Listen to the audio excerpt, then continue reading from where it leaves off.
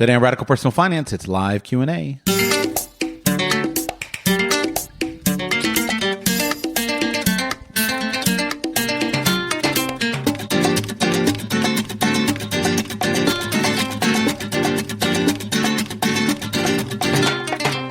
Welcome to Radical Personal Finance, a show dedicated to providing you with the knowledge, skills, insight, and encouragement you need to live a rich and meaningful life now while building a plan for financial freedom in 10 years or less.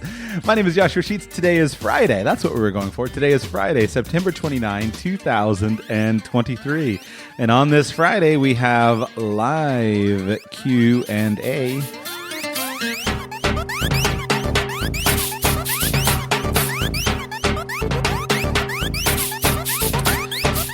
Each and every Friday here at Radical Personal Finance, in which I can arrange the relevant recording technology, we have a live Friday Q&A show. Works just like call-in talk radio.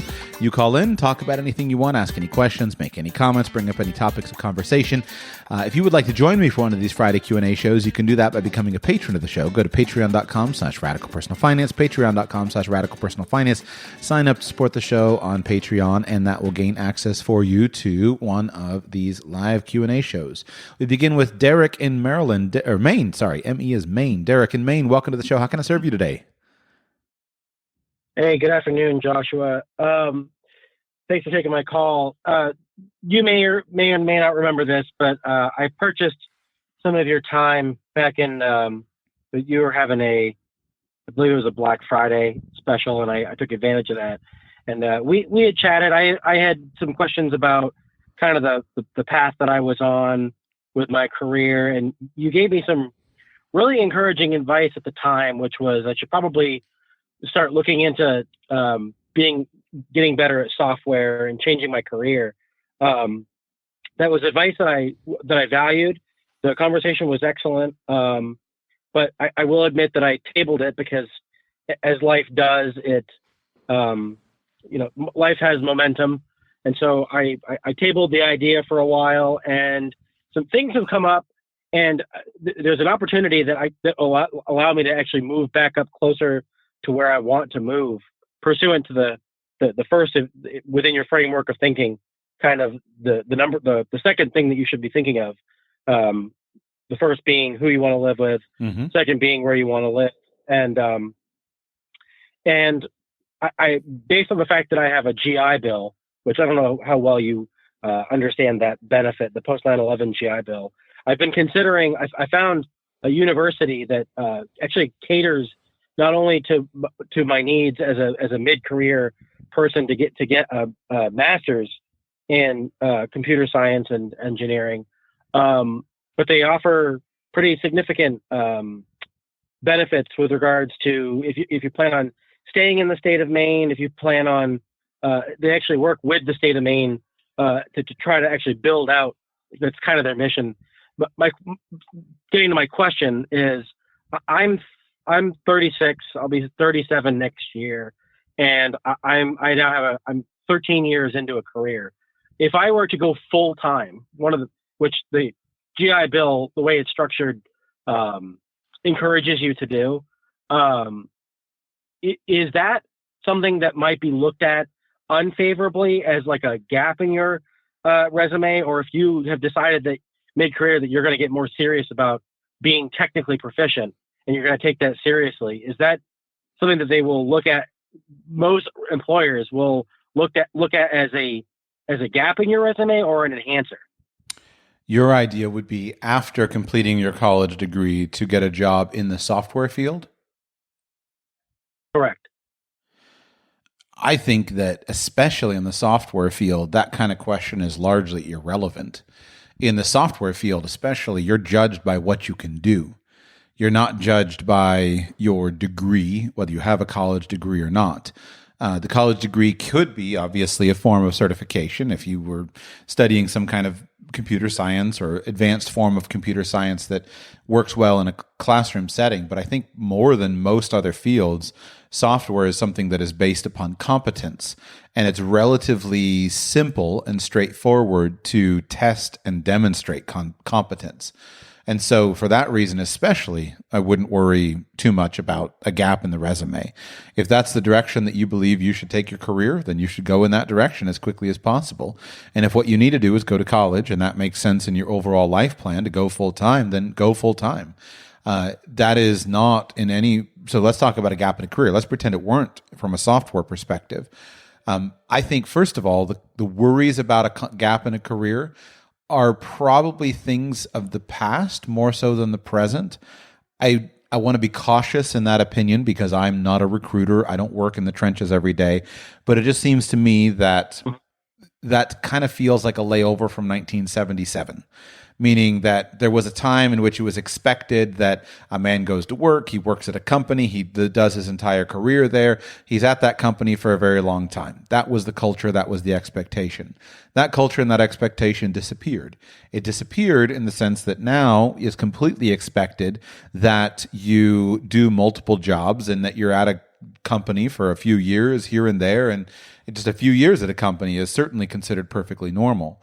I think we're even more in a scenario in which more and more modern workers, including especially even, I don't know what modifier to use, but modern workers, modern American workers, are more and more designing more interesting lives for themselves. And so the whole concept of a gap year or a gap in your resume is something that I don't think has any kind of significant social stigma or any kind of business stigma in the modern world.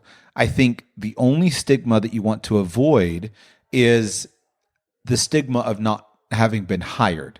So the only reason a gap, I think, in the current age would be dangerous is if, excuse me, is simply if an employer is sitting there saying, this guy seemed perfectly qualified. Why was he not working for 2 years?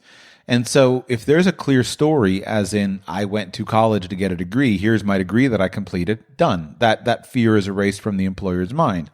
If there is a good story, as in, well, we went backpacking around the world and spent 24 months going to 24 countries. Well, boom, problem solved. Here's some pictures. Here's my blog or whatever. Or, dad was sick and I spent 24 months taking care of dad during that period of time. Then that makes sense. It's all taken care of. So the whole concept of a gap year in and of itself, I think, is not a significant concern at this point in time. So I wouldn't worry about it. And I think that going to college, if that's what you need to do for the career, that's exactly what you should do. So in that context, I would say no problem. Now, my bigger question would be, is going to college specifically to get an academic degree? Yes, you have the GI Bill, but is that the right use of time for you in the software field? Obviously, you think it is, but I would just question, is there a good straight path through the college degree for you into the field that you want to be in? It is a field that I would like to be in. And I have weighed this. There are several programs that are arduous and very straight to the point, and they're very well. There's a good credential, and you can get it in like a year to 18 months. And you can do them all online at night and whatever. But this particular situation has other benefits. This institution, there's two primary ones. One is we've also been tied down with a house that we're not crazy about, and we kind of want to go have a short stint of not dealing with the house anymore, and we miss the city. So we'd like to do the city thing for a couple of years, and this seems like a fun way to do that. That's number one. We have a young child. It also gets us closer to my own family, to spend time with them. So that there's other perks there, but the other one is that this institution is particularly well known for what's called a co-op program, and they have partnerships that they build, and they put you into these environments as part of the program. And the fact that it doubles up as a way to build the economy for the state of Maine, that's kind of like that's their thing. Is that was another way that it sort of felt like a good fit for me. The lingering question that I had was, am I, as a 36 to, someone that's going to be getting out of this right before turning 40, is this something that's going to look kind of weird? Or is this, more common than I'm imagining. Yeah.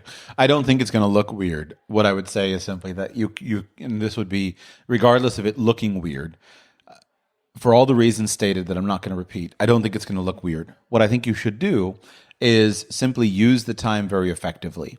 So if you're not going to do a fast track program to pure technical skills, one thing you'll have more of is you'll have more time. So if you've got 4 years and probably the amount of time could be compressed into 12 months, because there are 12-month programs that would be competitors to this program, you've got loads of extra time that you can really invest into your career. And so what I would encourage you to do is don't just do the bare minimum, the classwork. Make sure, obviously, that you ace your classes. Make sure that you do academically very well in the program. But in addition to that, make sure you're using the university environment to build connections in the industry that you're interested in going into and to promote yourself more broadly around the industry. So 4 years with you, again, maybe publishing on this topic, interacting and making friends with people who are the leaders in this topic or your area of particular interest, just simply documenting your progress and some kind of personal career-oriented website would be ideal. When you have 4 years to do this, then by the time you come out of college, your ambition should be to have 4 to 6 very high-quality, high-level offers in your hand because of the hard work that you've put into building connections over those 4 years. So it sounds like a great program to me, and I think that's one of the huge benefits that you have of going into an undergraduate program as a mature man rather than as an immature 18-year-old, that you recognize what a break this is. And taking 15 to 18 hours a class is pretty easy life. You have plenty of time to do a great job on the side to build your connections. And that's what's fantastic about college. College is a really friendly environment for you to really build those connections. Yep, just a quick errata on that. It's a graduate program. It's only 2.5 years, and it is structured for mid-career folks. Perfect. So that if like halfway through it I get a job, then I should be able to structure the job around the program. Perfect. So that's something that I was also hoping would be part of it. But I love it. Just in case, that's sort of what I love it. Awesome. Awesome. Hey, thank you. Go for it. Keep in touch. Want to hear how things are going in a year or two. Dimitri in Texas, welcome to the show. How can I serve you today? Well, hi, Joshua. Do you hear me well? Sounds good. Yes, sir. Perfect. First-time caller, long-time listener. Welcome. So I would like to talk a little bit about reading. And I listened to your podcast from 2019. And so those ideas that you put there, how to read the book, the podcast, how to read the book, those ideas that were not really foreign to me, but what I noticed that you stress learning phonics. And the reason why I kind of noticed that because, I'm a slow reader. So like when I read, I read silently but aloud in my head, and that slows me down. And I know that I took one of the speed reading classes a while ago, and one of the ideas is that you read with your eyes, not reading aloud inside, silently. So I'm curious, like when you read books, first, if you still use that concept that you put in that podcast, and secondly, if you actually read with your eyes, or if you read aloud inside your brain. Mm-hmm. Yeah, it's a good question. I don't remember specifically the context of that podcast. So instead of saying what I did or didn't say at the time, let me just kind of let me address the question presently. First, with regard to phonics simply refers to a method of teaching readers how to read in the first place. And phonics is often contrasted with reading using memorized words, what is often called sight words in the English language. The idea with phonics is you learn how to sound out words phonetically. So children learn all the different sounds. If you have PHO in English, that's always going to be like F, it's not going to be ho. That's phonics. And so you teach students to sound out words phonetically. And the big argument here, and the reason it's important in kind of the teaching to read, was that back 30 years ago, something like that, there was a big push away from phonics, which had always been the method that people used to teach people how to read. And there was a push to get children to memorize words. And this was called the whole word or the sight word approach. And then basically, I don't know how to judge the history. All of the promoters of phonics say it was a total catastrophe. I don't know if it was or wasn't. The reality is the English language has to function with both of them, meaning that phonics is definitely a great way to unlock the language. However, there are simply many words that you cannot sound out phonetically and that you just have to know. You know, the best example that you always see when teaching a child to read is the word the. You know, is how they always go for it, and it just has to be memorized. This is the word the. There's no other way around it. There's no phonetic anything. It's just the. Memorize it. And there are many words like that. So I don't worry too much about that debate. I do think that we should use phonics, and I think that the key is just to get people to read voluminously, and once students read a lot, then the whole reading conversation goes away. So to answer your question, do I use phonics? No, I don't. I was taught to read with phonics, and I do teach phonics to my children, but that's just, it's not something that an advanced reader uses in any way. On the topic of speed reading, I have looked into it quite a lot over the years. Obviously, it's extremely attractive. You think, man, if I could read at triple the rate of speed that I'm reading today, and I can do that while still having great comprehension, wouldn't that be fantastic? I have taken some courses on speed reading here and there, not a classroom environment, but I took one of the courses from one of the speed reading software programs. It wasn't Spreeder. It was one of the competitors to Spreeder. I also bought a course from a guy who had written a course on how to teach students or children to speed read. I was considering whether I should teach speed reading to my children or to others. And so I have a course on how to teach speed reading, and I've looked a lot into it. I am not a speed reader using speed reading techniques, and I'll explain why. You can break speed reading techniques down into a couple different camps. And so you mentioned subvocalization. That's the technical term for it.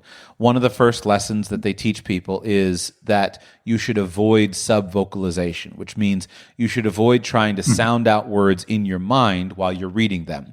And you should look at the word and recognize what it means rather than sounding it out. So subvocalization is the implementation of phonics for an advanced reader. Eliminating subvocalization is basically an expression of sight words. So that's what the connection is. I don't really subvocalize at all when I read, just because I've read a lot. But I don't think that subvocalization is actually necessarily always a bad thing. Other techniques of speed reading involve using your peripheral vision. Another technique is learning to focus your eyes on the middle of the page rather than all the way from the beginning to the end of the line. Another technique that is taught in speed reading is basically learning to absorb chunks of words at a time rather than individual words, etc. And then just you use various timing techniques, tapping a pencil on the desk or putting on a metronome and just disciplining yourself to go faster. So I think that most readers can read faster with those techniques. But what I think is missing from that conversation or from a juvenile understanding of speed reading is, what is the purpose of reading in the first place? And the answer is, it depends on what you're reading. And so the purpose of reading varies depending on what you're reading, and thus your reading technique will change based upon the reading technique. So when I read a novel, I read quite quickly. I don't subvocalize at all when I'm reading novels. I fly through it. I don't slow down. I don't absorb the language. I just fly through the content. And that's what I think most experienced readers do when it comes to fiction. You're engrossed in the story. You're interested in what's happening. And I would bet that, I could pull up in my notes sometimes when I've checked my reading speed, but I don't speed read, but I read very speedily. And I don't really want to go any faster. If I could double my reading speed in a novel, it wouldn't necessarily bring me any more pleasure. I read as fast as I want to for the story, and that's it. and I just enjoy the story. And so I don't see that speed reading techniques are important for a novel. Now, if we switch it, what about, I think the biggest thing that makes the difference in how quickly you can read is your familiarity with the content. So let's say that, Right. For me, with a finance book, I've shown people I can read a finance book in 90 seconds, most of them. I can walk into any bookstore, pick up a finance book in the English language. I can flip through the table of contents, maybe just flip through the charts. 90 seconds is probably a little bit much. I can certainly do it in 5 minutes. I can look at it in 5 minutes, and I can lecture from that book with probably 60 to 80% accuracy, just based upon the chapter titles and based upon my familiarity with all of the conflicts and all of the arguments of the subject. So because I have so much knowledge and so many connections with the debates, etc., I can speed read a 200-page popular level personal finance book in 5 minutes. But I can't do that when reading an IRS publication. I can't do that when reading an advanced planning topic because my knowledge of the content is not so high. So I could do that with personal finance level stuff, but I can't popular level stuff. But I couldn't do that with academic stuff. I couldn't do that with an IRS publication and do it, specifically completely like I can. And so I could read certain things very fast, but other things are very slow. And so then we get back to what's the purpose of reading? Well, generally, I think the purpose of reading is learning. And so there is no speed reading technique that I have ever come across or that I'm aware of that can make up for lack of comprehension. Speed reading is a technique that you can implement in order to absorb something from subjects that you already know well. But if you're approaching a subject that you don't already know well, you don't want to speed read it. You want to slow down. You want to engage with it, and you want to make sure that you understand it. Because your most efficient path through the material is to read it one time with perfect comprehension and perfect encoding so it goes deep and you understand it, and then you will remember it, and then you have no reason to go through it again. So speed reading through a text and losing comprehension would be a mistake. Now, I think that speed readers would generally acknowledge it, but to me, that takes away most of the issues with speed reading, is that I think that speed reading is something that naturally comes as someone reads a lot more.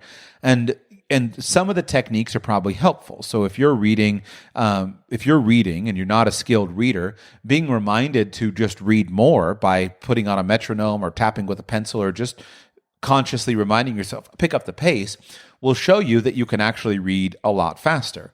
But you should be careful and only apply that to things that you are not looking to learn from. And then we go again to why are you reading it in the first place? Why are you reading something that you already know well? You shouldn't be doing that generally, unless you need to do it for your career and you need to be aware of all of the ideas that are reflected in your career. You should be learning something that you don't know, which naturally you're going to want to slow down. Or you should be reading for enjoyment, in which case go as fast or as slow as you want. Those are kind of the two big buckets of reading.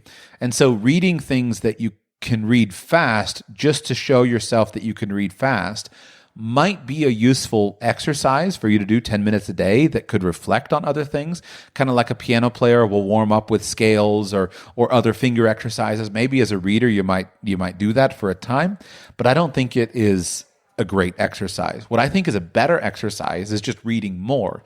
And what I think is super powerful is reading with audio. And so if you're not a skilled reader, one of the techniques I discovered in teaching myself to read in foreign languages was that I sympathized with all of the frustrations of readers that reading is hard, because I found reading in a foreign language hard. And I discovered that if I put on an audiobook as an accompaniment, that would help pull me through the text and it would make reading a lot easier. So then I started trying it out with my children, and I found it an incredible technique. And I used it. And in fact, in my recent Q&A, I had a second point when talking about reading with children. And what it was that I had meant to make in that show that I forgot in the middle of my monologue was that I have changed my mind on the value of reading text with audio accompaniment. Formerly, I used to think, well, that should just be a crutch that gets you through. That should just be a crutch that gets the student up in a reading level. But as quickly as possible, you want to get rid of the audio. I no longer think that. I now believe there's no downside whatsoever to reading a book with your eyes while simultaneously reading it with your ears, listening to a professional narrator narrate the book to you. And there are two benefits to it. Number one, if this is material that if you're a poor reader, this makes absorbing the material if you're a poor reader, it pulls you through the text. That's a great thing. If you're an excellent reader, it forces you to slow down and it causes you to listen to the text.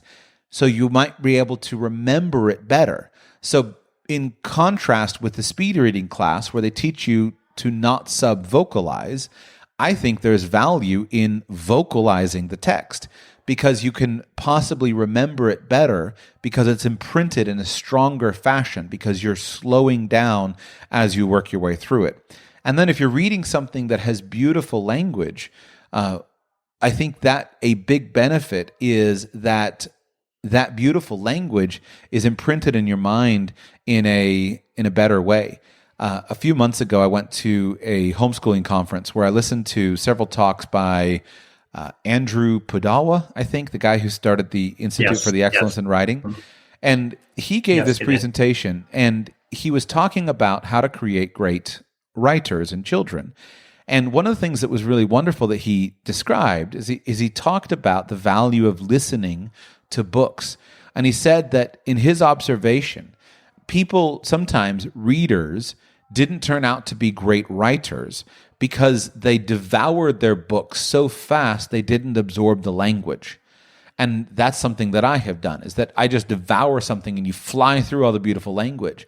And he discovered that children, he had a child of his, one of his sons, or his son, who was extremely autistic, or is very, very autistic. Couldn't read until he was 14 years old, something like that.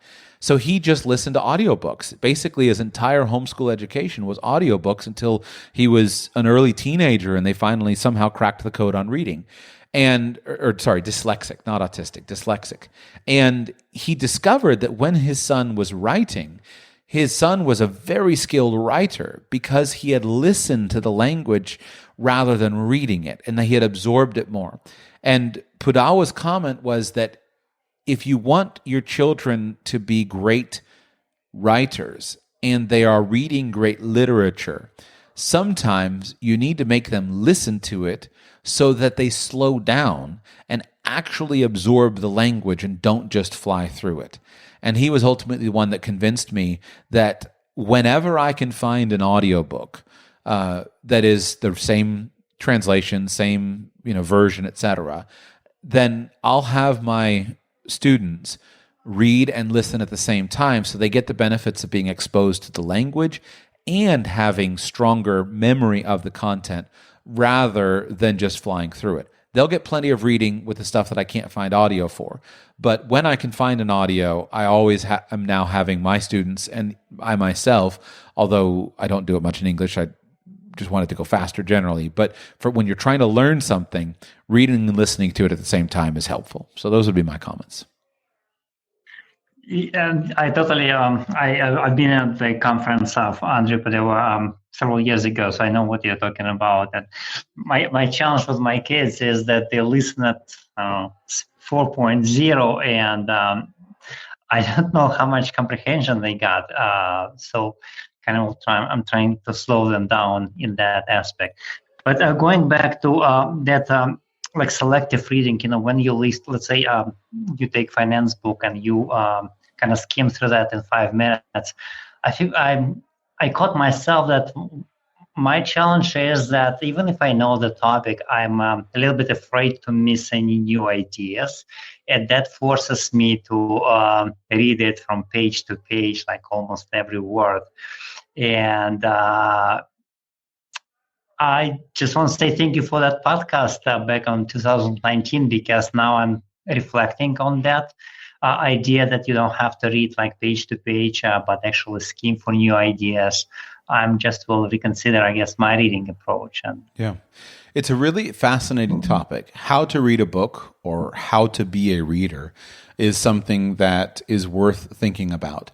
There are some really good I would guess there are podcasts out there, but I've certainly found some great YouTube channels. There's a great book community online that you can find where people talk about this and talk about their techniques. I think that at its core, we should just recognize that reading is a skill. It's a skill that can and will be applied in different ways depending on how it's being expressed, and it's something that deserves attention. And we're all faced with constraints. And so at the beginning, the question is, why am I reading this? What is my goal in reading this? And then that will kind of emerge. And so even with your children, sure, reading fast is fine, but you're not going to read everything the same. And so there are some things where you may allow them to read it as fast as they want, but there are other things where you may force them to slow down. And I do that. I'm doing that with my students, my homeschool students, is I'm doing two things. Number one, I'm forcing them to stretch the books out. That's back to what I was talking about in the most recent Q&A show, where I talked about kind of Charlotte Mason, how she would stretch the books out. She would stretch the books out in terms of one chapter per week or half a chapter per week or a page a week, and stretch them out over a very long period of time so that the students could engage with the ideas and they could sit with the ideas and become friends with the ideas. So the purpose of reading certain books is not the language, it's the ideas. And those books, you want to read them very slowly so that you can think about them over time. Now, different books, so I stretch them out in terms of forcing them to take more weeks rather than just devouring them and getting them done, and then slow them down in terms of actually the reading. So if this is a book that is genuinely important, we're going to go through it one time. And the way that you check comprehension is practice narration. So narration means we finish the passage, and then you ask the student or yourself, you can do this exercise yourself, and you should do it yourself. It's a version of Richard Feynman's lecture to the wall technique, basically, is you read a passage, and then you stop. And then you close the book, and after one reading, you tell what was in the passage, and you retell the story. And if a student can, after one reading, can retell the story with adequate level of comprehensiveness based upon his age and his development and the subject matter at hand, then you know the comprehension was fine and you can move on. If the student can't adequately narrate it, can't adequately retell it, then you know you have to impose a greater change. We're not going to read the material multiple times because that trains the habit of inattention. We want to train the habit of attention. If something's at an appropriate level, we should be able to read it one time, and with one time have very high levels of comprehension, have very high levels of understanding, and be able to articulate it in our own words, to narrate it. So we want to train the habit of attention, which is why we want to have a very short passage if necessary. But then we slow it down and we test with narration. So I find that as long as my students can narrate something to me and tell me about it, then we're good. Comprehension is there, and the human brain is going to ultimately remember what's important to it, and ultimately going to not remember what's not important to it. So that's the other thing that you can try to do. There's pre-reading. And so pre-reading happens in various ways. In a collegiate setting, if you're going to do pre-reading for one of your courses, you'll take several chapters, you'll pre-read them. That doesn't mean skimming them necessarily. It means going through them and trying to organize the content so that when you read them, you have an organization structure in your mind as to where you're going to fit the content in. And so pre-reading is a very useful skill to go through and organize the content using your own organization schema that you will then go through and make sure you don't miss anything as you're reading it through. But with children or students, one technique would be to basically make it important. And so you want to think in advance before we read this passage. How can we make this important? How can we make it relevant?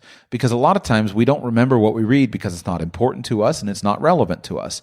And so even if we have to make it artificial through a conversation, through an interest sparker, if we can make it important or we can make it relevant, then there's a higher chance that we'll remember and retain what we read. So there's lots more techniques we can talk about. It's just the tip of the iceberg, but it is important that we are researching that and thinking about it, because if we're going to invest thousands of hours of reading over our lifetimes, then we want to get as much value from that as possible. Yeah, got it. Well, thank you, Josh. I appreciate and I appreciate your thoughts and also your ability to structure the problem and solutions presented in a structured way. So thank you for your work. My pleasure, sir. Thank you very much. Without the ones like you who work tirelessly to keep things running, everything would suddenly stop. Hospitals, factories, schools, and power plants, they all depend on you. No matter the weather, emergency, or time of day, you're the ones who get it done. At Grainger, we're here for you with professional-grade industrial supplies. Count on real-time product availability and fast delivery. Call, clickgrainger.com, or just stop by. Grainger, for the ones who get it done. Neil in Georgia, welcome to the show. How can I serve you today? Hello. That's you. Ready to go. Welcome, Neil. Okay. Hey, thank you. So I'm new to the personal finance sphere, Welcome. but I discovered that my educator 403B has an expense charge of about 1.6. Okay. And so I'm just looking for some advice on what should I do with this monthly contribution of 1,000. Should I move it into the brokerage account? Or should I just put it in savings? I just feel that's just a lot. Yep. Just looking for some direction. And the school district does not have any options that have low fees. Okay. So let me just give the background. I'm going to answer it very specifically, but the background will be helpful to understanding it. So you are a school teacher and you have access to a 403B. As is common in 403Bs, you are investing into and through a tax-sheltered annuity. I do not understand why this is common. I forget the reasons, but the point is that many 403Bs are funded with tax-sheltered annuities. Because an annuity has multiple sets of charges, its expenses are very high. An annuity has charges for the investment sub-accounts inside of it, as well as the insurance contract and then the expenses for the insurance company. And so on your funds and your contribution through the 403B, you are being exposed to a very high expense charge. If you could go out to a brokerage account at some other, and basically almost any other provider that wasn't invested into a tax-sheltered annuity, you could cut your expenses by 130 basis points, by 145, 150, 1.3%, 1.5%, get them down to basically nothing in the open market. So if we understand that, now we can come back and say, what should you do? First, do you have an employer match on your contributions to your 403B? No. Okay. Not at all. No employer match anywhere. Not at all. Wow. No match. All right. I'm double checking because I'm surprised. Like, that's really shocking to me that you have no match and yet they have this setup for you. That's really shocking. So then in your situation, so if you did have an employer match, then my advice would be, well, you definitely want to contribute as much as the employer matches, because quote unquote free money or a match is much more valuable than a low expense ratio elsewhere. But in your case, you don't have access to an employer match, so that doesn't matter. So now we go and say, well, what are the benefits of contributing to your 403B versus something else? What's your annual income right now? It's about 170. 170? Yes. Okay. So with $170,000, then we start to run into the world where you need this 403B in some form. So if somebody was a new teacher making $37,000 a year, then I would say, well, put money into a Roth IRA. And so the benefit of putting money... And I have a Roth. Yep, great. So the benefit of if you're making $37,000 and you could put $5,000 or $6,000 into a Roth IRA, that represents a pretty good amount of money to be saving. And you can just have the money in your brokerage account and have and it's cheap and there's no high expense charges. So that would be the advice. At $170,000 a year, you face two problems. Number one is you're quickly coming up on the phase out amount where your adjusted gross income is beyond the limit that allows you to contribute to a Roth IRA. The second problem is it's just not enough. It doesn't move the needle for you to put $5,000 or $6,000 in a Roth IRA. So you need something else. And that something else that you need is an employer-sponsored plan, such as a 403B or a 401k in the private market. So you need to put to save enough out of $170,000 in a retirement account, you need to put money into the 403B, regardless of what the expense ratio is. So I would say that probably, well, actually, one more question, and then I'll give you my full answer. Other than investing through a retirement plan, do you invest into anything else? Do you do any other thing on the sides, or have any other ways that you invest? Again, I have the Roth IRA, and my wife has one, and then also I have recently opened a brokerage account. So it's about a year old. Does your wife have a 401k or a 403B? Same as me. Teacher also? Yeah, she was a stay-at-home for many years, almost 15 years. So right now she just has the Roth IRA. Okay, but she's a teacher also, and she has only access to the 403B with the same expenses as you? Correct. Okay. The reason I was asking was because, well, if she has a 401k that she's not funding, maybe her income might be lower, but you could use her 401k and put all the money in there because it has lower expenses. So the answer is basically this. You should do two things. Well, three things. Number one, you should contribute to the 403B. And the reason is you'll save money on the taxes up front. That's helpful to you with $170,000 income. You'll also get the money into a qualified plan. That's helpful to you so that you have some money that's protected from creditors by putting it in the 403B. The expenses suck. That's okay. That's how it is. All right. So you should contribute as far as I can see based upon what you've described so far. Number two, you should organize within your teachers. You should organize, if possible, talk to your union if you're a part of a union or a union representative. Organize within your teachers and start to raise a stink about the fees, because it's ridiculous that you're paying those kinds of fees and that you have no other options. The reason you don't have options is because somebody has a sweetheart deal somewhere, and basically there's an enormous kickback happening somewhere. You should have options. There's no fundamental reason why a tax-sheltered annuity cannot function with a lower expense ratio. And so you should organize and beat around. I don't remember the websites off the top of my head to point you to, but if you'll go online, I'm sure that there is somebody out there who basically has a website that is devoted to helping teachers improve their 403B plan. And so if you can expose the system a little bit, you might call a local newspaper editor. You might say, maybe there's a local finance writer or a local financial planner or somebody who you could raise a stink with and say, listen, the normal fund ratio on mutual funds is X percent, 0 point whatever now. We should have access to these. Why is it that teachers are getting this, this ripoff, et cetera? So you should try to raise a stink and see if you can get something to happen at the district level or et cetera. I wouldn't put all of my effort into it, but that's probably what you should do, is see if you can get something to change at the system level. The third thing you should do is simply, when you leave your job, as quickly as possible, roll the funds over into an IRA. And when you roll them into an IRA, then you can buy a cheap mutual fund or a cheap exchange-traded fund, and that will allow you to lower your expense ratio significantly. So based on what you're describing, if I woke up in your shoes, I would contribute to the 403B.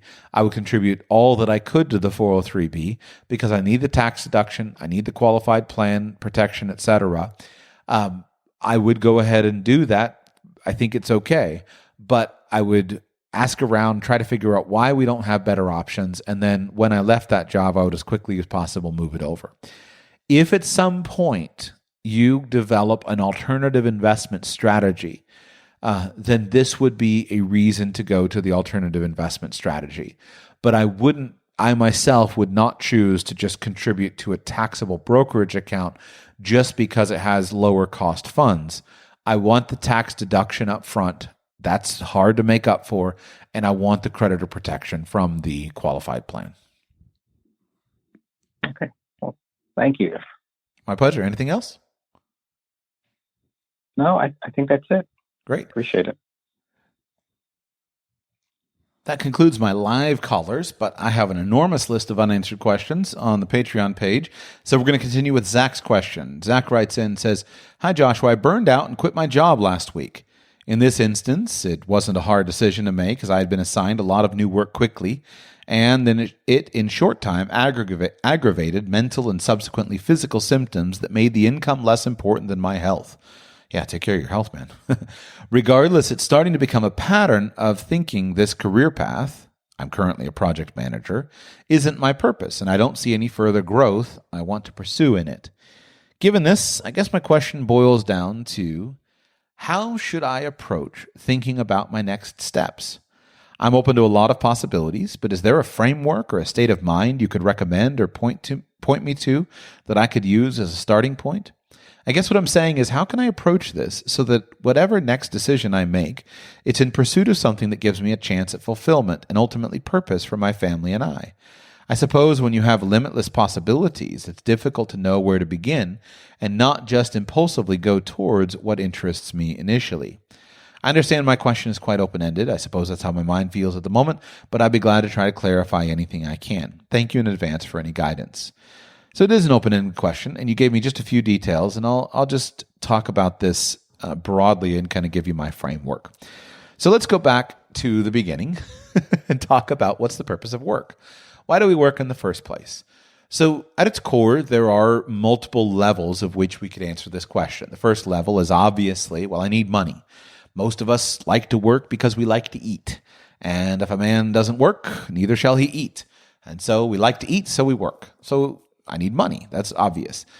There's a whole lot of luxuries of life that are really nice, and work generally provides money for us. And so I like to myself not live out in the cold. I like to myself not have rain fall on my head while I'm sleeping. Some people go out and live as a hobo and sleep under a tree. That's fine. I like to sleep in a house or I like to sleep in something. I'm happy to sleep in a car, but I like to sleep and keep the rain off. So you get the point. So let me not belabor it too much, but just to point out that we work because we need money.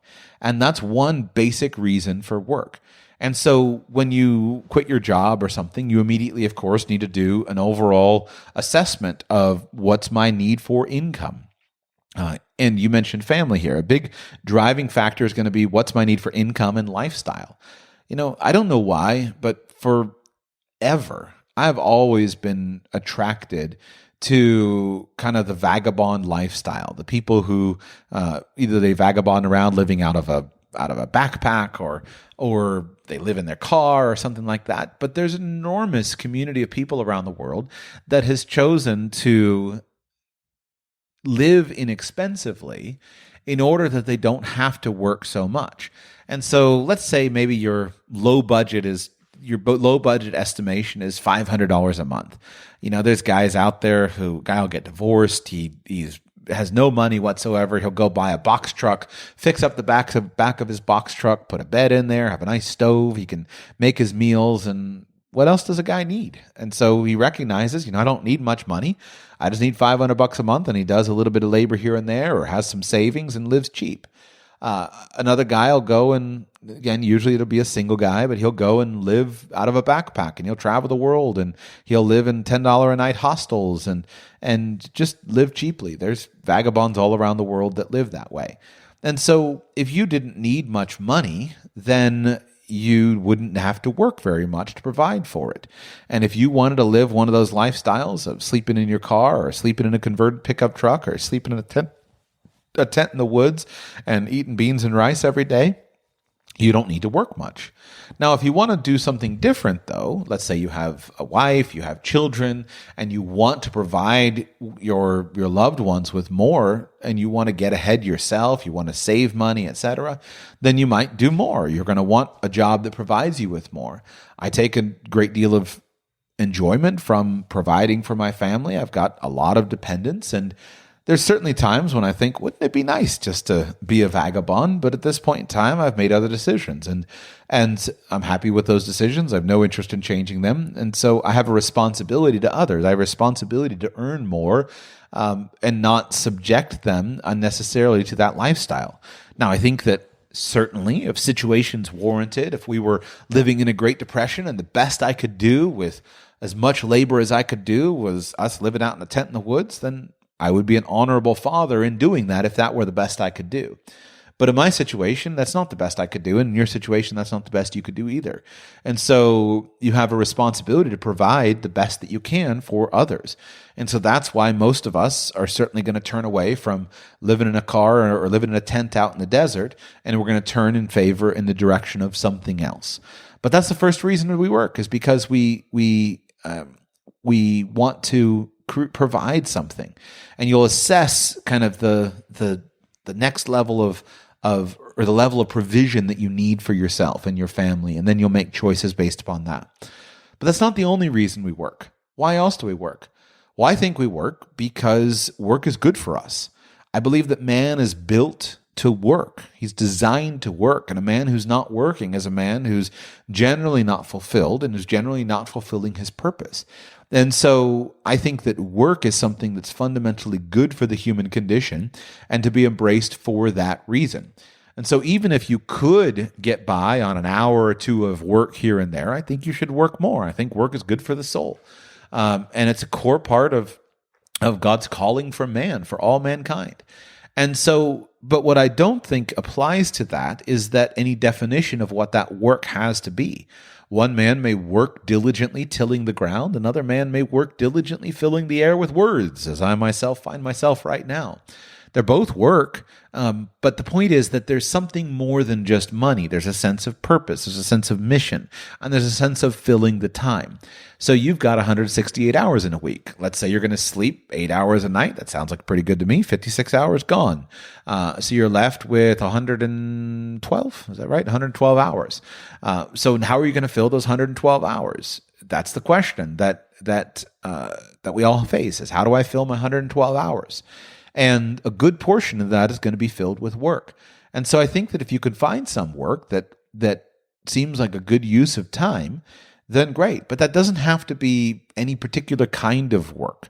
A good friend of mine grew up with, spent a lot of time talking to him. He was a mailman his entire career. And I asked him, why he chose that. There were always times in my life where it was stressful, and I was like, wouldn't it be the greatest thing in the world just to go and deliver mail? Like, it just seems simple and straightforward. The job is just simple and straightforward. And his comment was like, it didn't want to interact with people very much. So you might find some work that you say, I don't like interacting with people, or I don't like the stress of being a project manager, but I want to do something that's useful. I'm going to be a mail delivery driver, or I'm going to be a truck driver, or I'm going to do something that fills more of my time. And if you can find a sense of enjoyment or satisfaction in it, wonderful. I've spent a lot of time in national parks, and I'm always intrigued by people who are park rangers, because for someone who says, I want to be outdoors a lot, it seems like an ideal job, just a relatively straightforward, low stress government job, and yet all, out in nature, beautiful surroundings, interacting with people, interacting with animals. There's all kinds of jobs like that can be productive, suitable, etc., and that give you kind of a sense of satisfaction. And so if you identify that my previous job of working as a project manager didn't work out, I didn't like it. And what I didn't like about it was the pressure that I have to deliver this on a certain time, and I'm expected to do all this overtime. And you recognize, I'd just like to replace this with another job. Maybe you can get a job I always think of a teacher, because that's one of my dream jobs. I would be a teacher.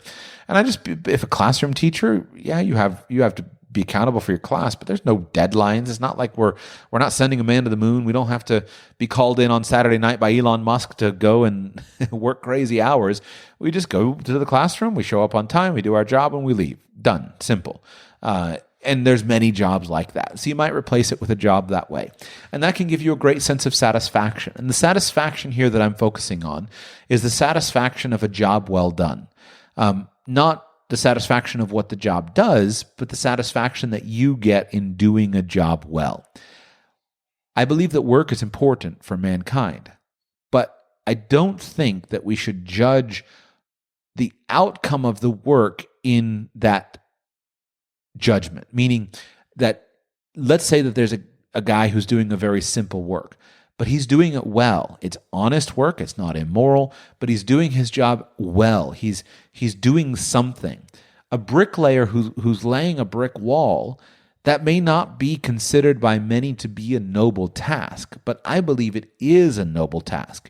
It's good, honest work that contributes to a functional society. And not all of us are going to go out and have some high-level job that somehow brings us to the forefront of human condition. Most work experience is based upon, like most life experience, is based upon just simple repetitive things. And that's perfectly fine. And what we should do is we should honor those jobs and those people who do those jobs well, regardless of if they're publicly famous or regardless of if they bring some kind of notoriety or acclaim. Just this very day, I want to read to you the poem that I read to my family. I've just pulled it up here. And here's the poem. It's basically, be the best of whatever you are. And at my breakfast table this morning, this was what I read to my children. If you can't be a pine on the top of the hill, be a scrub in the valley. But be the best little scrub by the side of the rill. Be a bush if you can't be a tree. If you can't be a bush, be a bit of the grass, and some highway some happier make. If you can't be a muskie, then just be a bass, but the liveliest bass in the lake. We can't all be captains. We've got to be crew. There's something for all of us here. There's big work to do and there's lesser to do, and the task we must do is the near. If you can't be a highway, then just be a trail. If you can't be the sun, be a star. It isn't by size that you win or you fail. Be the best of whatever you are. That's by Douglas Malloch. Without the ones like you, who work tirelessly to keep things running, everything would suddenly stop. Hospitals, factories, schools, and power plants, they all depend on you. No matter the weather, emergency, or time of day, you're the ones who get it done. At Grainger, we're here for you with professional-grade industrial supplies. Count on real-time product availability and fast delivery. Call, clickgrainger.com, or just stop by.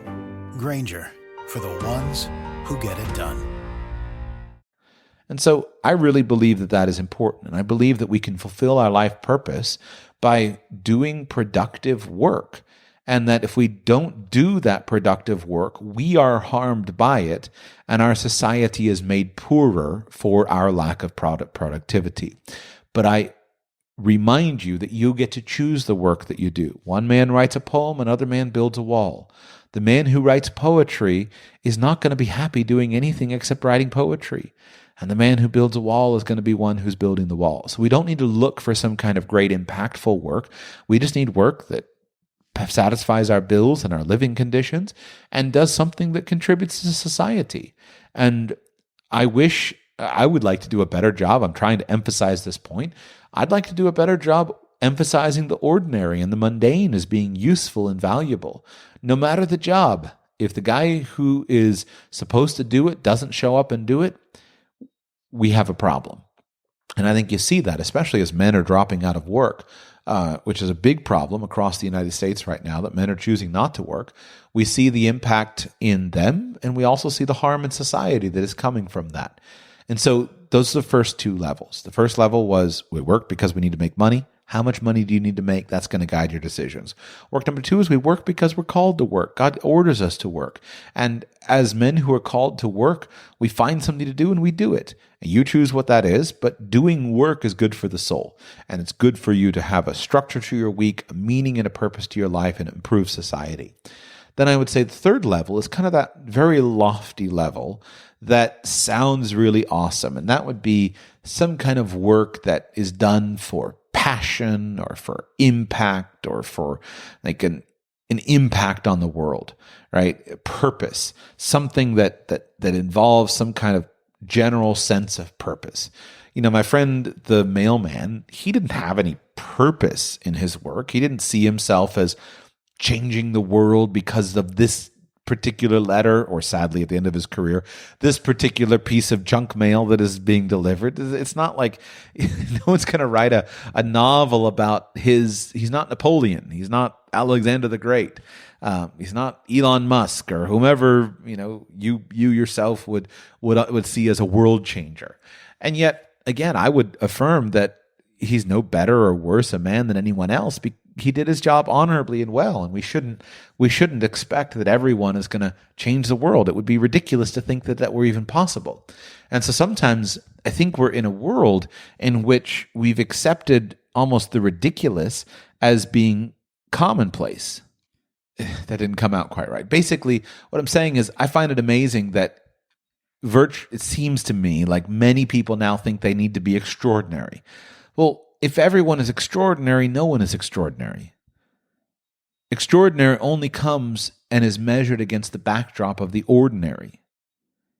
But what is remarkable about the day and age that we're living in is we're so constantly surrounded by the extraordinary due to reaching it on a global level that it can cause our own accomplishments to feel very ordinary.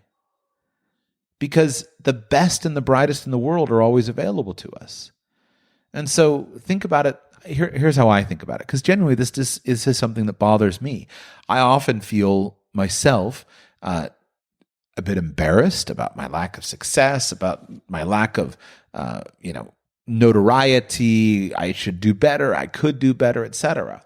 But what is that really? Is that because somebody that I know is saying that to me? No, usually it's because I'm measuring myself against the people on the internet. And the people on the internet come from the entire world. If you were to go back a century or two, your normal reference group would be a localized reference group. So you would have a localized reference group of your company or your block that you lived on or your town that you lived in. And so there's wide room for a lot of people to be extraordinary in the town that they live in because there are a lot of towns. What I think is happening today is we're comparing ourselves not against the people in our company, not against the people in our school, not against the people in our town, but we're sometimes comparing ourselves against the best and the greatest in the world. And that comparison can come with a whole lot of damaging effects. We know that social media causes these damaging effects. People are posting just the peak experiences of their lives, and we pull out a social media feed somewhere and start flipping, and immediately we feel like our lives aren't measuring up because it's not a enormous set of peak experiences, and you're just seeing the peak experiences of other people's lives, and it creates a false comparison in your mind. And I think similarly in terms of work, we turn on somewhere, some podcast somewhere, and someone's droning on about, great, wonderful, fulfilling work and passion and etc. And we feel like, well, everyone has that. No, everyone doesn't have that. I think it would be nice if everyone had it, but everyone doesn't have it. That's just not normal. So we need to be careful of the reference group that we compare ourselves. Incidentally, there's really good reasons to choose a different reference group sometimes. I watched a talk, I forget who it was, some well-known author. It was one of these talks at Google, and he was explaining basically why you should not go to Harvard. And the gist of his talk was that if you go to Harvard, no matter how good you are, you've come from some place where you're the best in your class. You were the valedictorian of your high school class. But if you go to Harvard, there is zero chance that you will be the absolute best at Harvard because you're among the best and the brightest. And you will find yourself comparing yourself to 100 other people that are all better than you. And because all those other 100 people are better than you, they're brighter than you, they're better looking than you, they study less than you, and yet they get better grades than you, etc., that will dramatically cause you to feel bad about yourself, and it'll lower your self-esteem. And the author that was giving this talk said, you'd be far better off going to a great state school, a great government college in your state, because then you can easily be top of the campus. And if you're the top of the campus, you will feel much better about yourself than if you're the lowest person at Harvard. The lowest person at Harvard could be the top dog at the local government college and feel great about himself because of his peer reference group. And I've thought about that for a long time because a lot of times what we're doing now is we're exposing ourselves to the greatest people in the world. And so instead of taking pride and satisfaction in our progress and in what we're doing, measuring ourselves by ourselves and by our own metrics, we're measuring ourselves against other people that have impossible metrics. And again, back to this work of passion. I've tried throughout my work at Radical Personal Finance to do my best to simultaneously look for passion, purpose, meaning, effect, fulfillment, impact, etc., but also to acknowledge that it's not easy. It's not always great. It's very hard, and it's a grind. Everybody in the world grinds. And so I think we're better off looking first to be passionate about the work that we do than we are to strive constantly for work that we're passionate for. Because at the end of the day, it's work. And one of those is very winnable. The other one is only sometimes possible. We can be passionate about the work that we do and do it with passion, but we may not be able to find work that we're passionate about. And passion comes and goes, feelings come and go, etc. But I do think that looking for this level of impact is cool. It's really nice if we can find it. And here I would say a sense of purpose is going to be doing something that you care about the results of. And this is not going to be measured by money. This is going to be measured by impact in some way. And I have never found a better solution for how to find this than to make a list of all the things that drive you crazy in the world or things you would like to see improved. I bet you could make a long list. And if you can make a long list of some things that you wish were different in the world, and then you can actively start working on something that might, in the fullness of time, affect one of those things, I think it feels really good. I think it would make a big difference. So, for example, with my work here at Radical Personal Finance, I'm not particularly motivated by the money. I like to make money. I want to make a lot of money, but I'm not trying to make the most money. If I wanted to make the most money, I would do something very differently. I would go back into the world of professional financial advice where I could make much more money. And I may do that at some point. I always keep the door open. One of the reasons, though, that I love my work is because I feel like it has an impact. And I feel like that impact that I'm able to have is something that strengthens society. And what I care about more than anything is I want to see society set right. I want to see society brought to a place of justice, righteousness. And I know it's not going to happen in my lifetime because society is a very large thing. But I know that we can improve it with financial stability, with good, honest communication. I can improve it with motivation and encouragement, being a guy who comes along when people are hurting and being an encourager. I know that we can improve it by strengthening men, strengthening women. Families that are in financial stability produce better children produce stable societies. Everything about it. And so ultimately, I want to see the world transformed. I want to see the world saved in every sense of the word. And so I feel like if I can speak to that and I can point out different ways little by little that people can do that, then I can have a little impact in the world. And that feels really nice. It's really gratifying to know that dozens, hundreds, thousands of people perchance make a slight difference, make a slight change in the world. And that feels really good. And so, that fits into my overall vision, my worldview, etc. So if you can find something like that, great. And I think you can naturally move in that direction by trying to think about what you wish were different in the world and being involved in it. But it doesn't always have to be something that you kind of have the sense of purpose or the sense of mission, the sense of passion. It should be something that you care about. And I would also finally encourage you to think of that broadly. I'll give you one example from my own kind of interests. I personally have an interest in urban design. I have an interest in the strong towns movement. I have an interest in enduring physical design. I believe that our places should reflect our strength as a culture. And I get quite embarrassed about my own home culture, the United States, and our disposable culture. I don't like it. I'm a greenie at heart. I want to see cultures built that endure. I would like to transform most of the United States into Switzerland, where people build their garden sheds with a plan that they last for 350 years. That's what I would like to see. And so I think that you can find that sense of purpose even in a fairly mundane application, because of my interest in some of this, traditional architecture and enduring sustainable design, etc. I follow on the social media world. I follow various people that make brick houses, do landscape design, etc. And what I love about it is I feel like they're doing work that contributes to the social fabric. And yet it's just ordinary, mundane work. It's laying brick. It's building walls. It's creating beautiful communities for people to live and raise their children in. This is just ordinary work, but it connects with a sense of purpose. And so for me, let's say that I were going to be a builder. I could either be a builder who just smashed out as many homes made of sticks and drywall as possible, knowing that they're not going to last 50 years before they have to be torn down. Or I could say, I want to build homes that endure. And you can make a slight move within a career and I think derive a lot more satisfaction from your career. I want to build homes that endure. Or, for example, with me with a podcast, I have no interest in being an influencer who creates ephemeral content.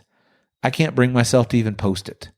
I don't want to create ephemeral content. I appreciate that it's not bad to do that. It gives people a moment of enjoyment, entertainment. Fine, that's all fine. But I want to talk about stuff that matters. I don't want to talk about ephemeralities.